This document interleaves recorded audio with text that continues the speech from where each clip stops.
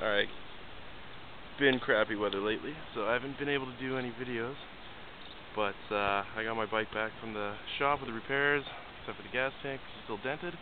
Threw on some Proton Flushmount signals at the front here, which you can see, and on top of that I threw on a Targa fender eliminator.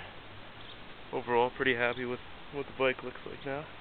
Just want to get some handlebars, perhaps some new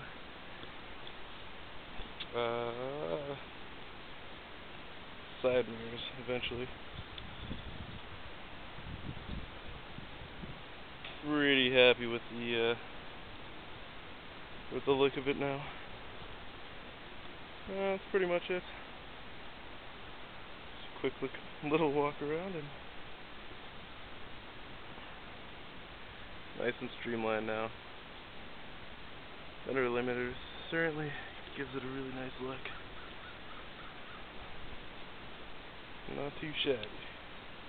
What do you say for themselves?